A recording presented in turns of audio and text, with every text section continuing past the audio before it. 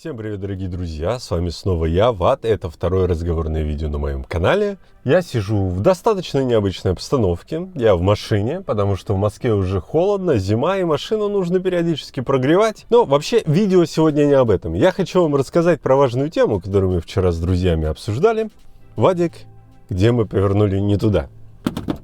Наверное, у каждого из вас был такой чувак, который с вами учился и достиг каких-то невероятных высот. Вот вы сидите, рефлексируете, думаете, как так вышло. И у меня такой есть. Это история о парне, который создал в России свой стартап, продал его за $3 миллиона, переехал в Америку, работал на очень известного рэпера, на его семью толстопопую, ну и теперь просто занимается продажей маленьких домов. Казалось бы, как обычный парень из провинции может достигнуть таких результатов?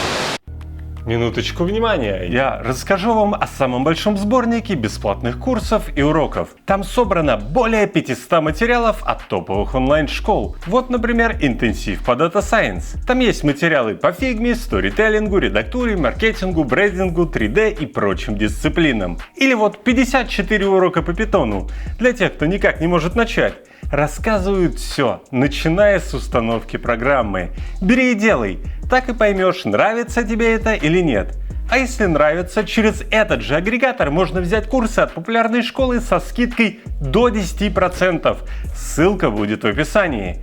А мы продолжаем. В его официальной биографии написано, что уже в 15 лет он слал письма Лебедеву, Лебедеву понравилось, он его пригласил в Москву, и его мама на поезде его привезла прямо к Лебедеву. Лебедев посмотрел его работу и говорит: работы хорошие, но ты ж ребенок, закончи школу. Но это известно только из его биографии. Мы с ним познакомились, когда он поступил уже в университет на первый курс. Как это было? Ну, во-первых, у нас была очень разношерстная, разноуровневая компания дизайнеров. Кто-то до универа уже занимался в художке и очень хорошо рисовал. Знаете, все эти головы античных героев карандашом и прочее. Кто-то только учился. У всех был разный уровень, но при этом те, кто рисовали хорошо, сильно свой уровень не повышали. А те, кто рисовали плохо, ну, вроде нас, будущих диджитал-дизайнеров, они особо и не росли. У нас каждый семестр был просмотр. Это такой экзамен, где дизайнеры показывают свои творческие работы. И к этому просмотру надо сделать определенный объем. Несколько рисунков, несколько живописных работ. И вот, те, кто делали это хорошо, они прямо в начале семестра все это быстро переделывали и дальше просто уже не ходили на занятия. А зачем? Ведь у них все уже готово, зачем им ходить? А те, у которых получалось плохо, они изо всех сил старались, ну и немножко, конечно, тянули.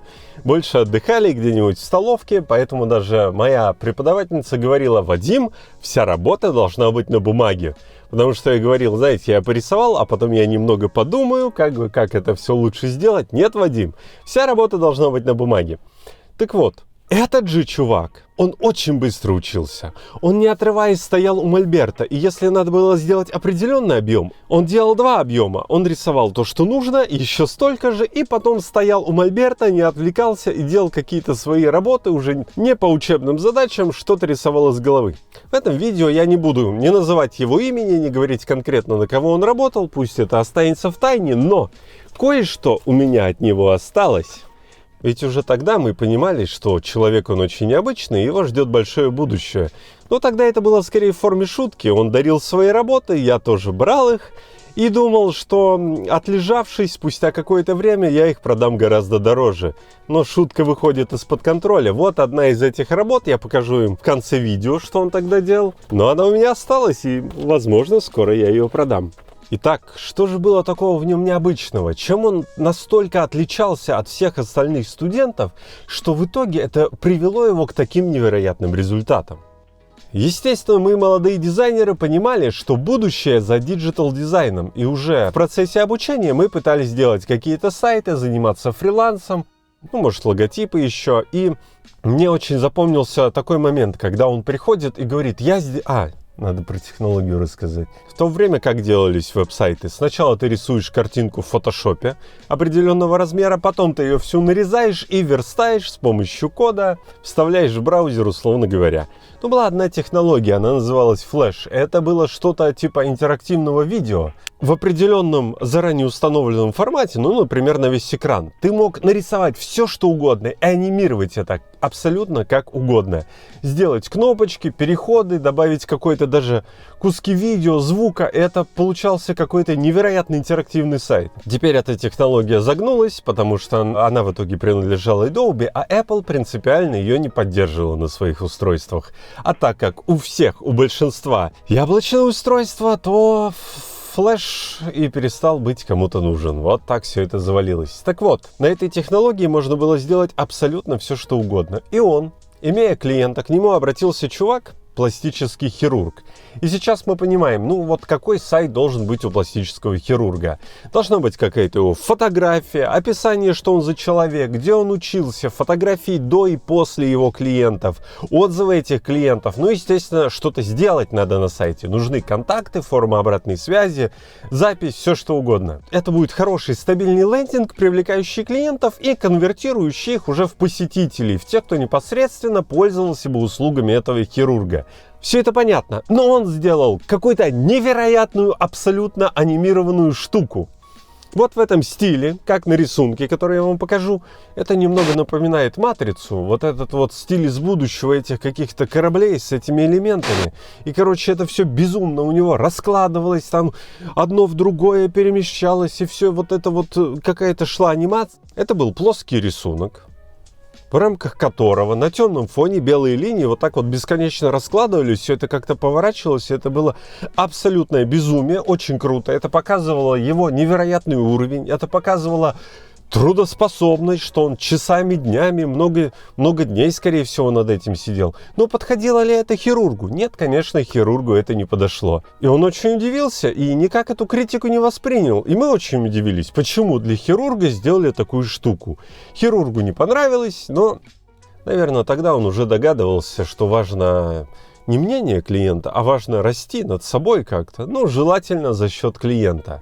Конечно, для продуктовых дизайнеров это безумие абсолютное, которые делают только то, что нужно. Второй момент. Все мы, дизайнеры, естественно, очень любили обсудить всякие дизайнерские темы. И в рамках университета мы это не успевали, поэтому после мы брали пиво.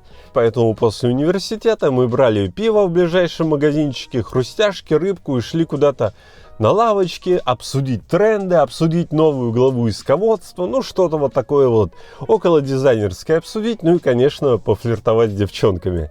Он тоже с нами ходил, что интересно, он тоже с нами ходил, но он никогда, абсолютно никогда не употреблял пиво, вот ни капли в рот не брал. Просто стоял с нами, особо даже ничего не обсуждал, и тогда уже было понятно, что он очень интересный человек, что он очень многого добьется.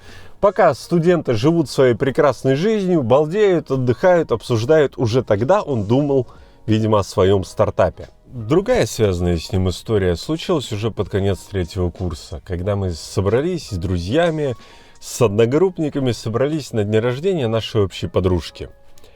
И она была такой человек, да и сейчас, наверное, она человек такой эзотерический, она предложила ехать в загородный лагерь.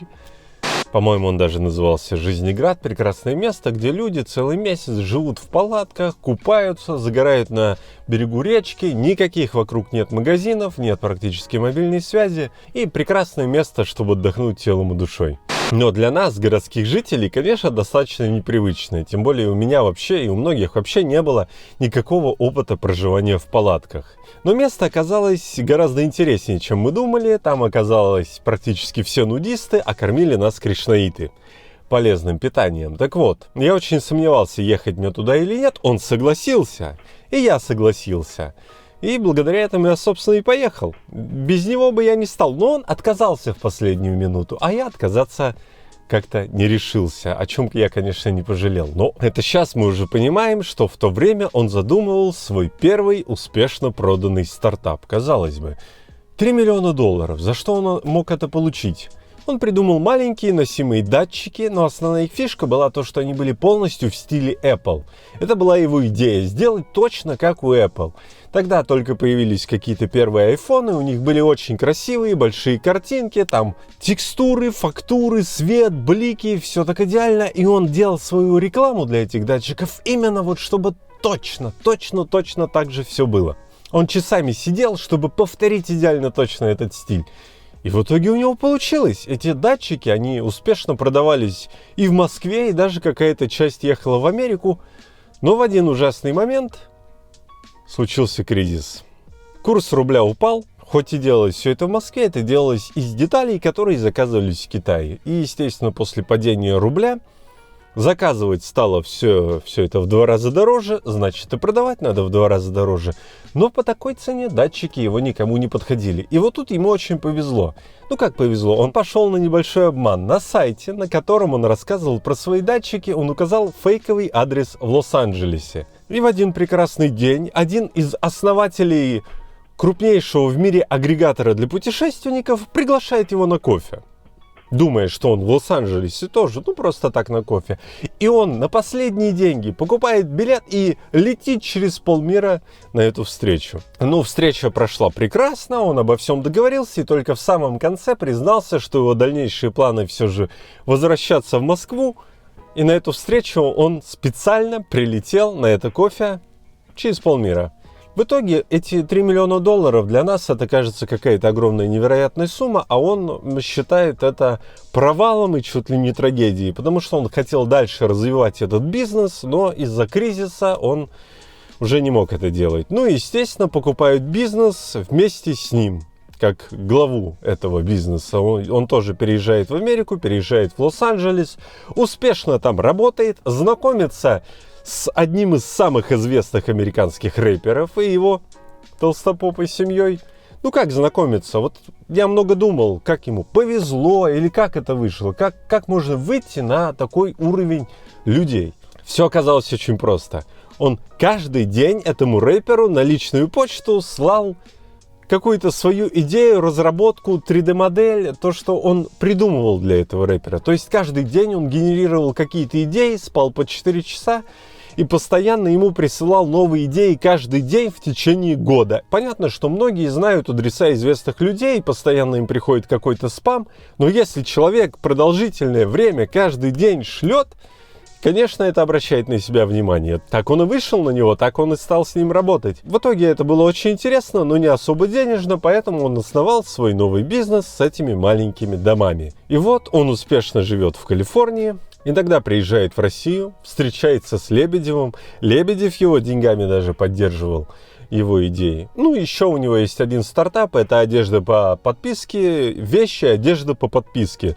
То есть сначала он на сайте показывает, что это за стиль. Идея такая, что вся одежда и вещи — это как униформа для людей, которые постоянно работают. Все там черное, конечно. Ты оформляешь подписку, и тебе регулярно присылают новые вещи. Очень интересная идея для бизнеса. Она даже в свое время процветала, но опять же кризис, и сейчас неизвестно, что с этим. Короче, человек живет свою лучшую жизнь, пока мы... Что меня больше всего поражает в этой истории, это не то, что я учился с человеком, который добился каких-то невероятных результатов. Меня поражает то, что уже тогда было понятно, что он добьется. Спасибо, что посмотрели это видео до конца. Подписывайтесь, ставьте лайки, раскидывайте ссылки друзьям. И мы с вами увидимся совсем скоро в следующем видео. Всем пока!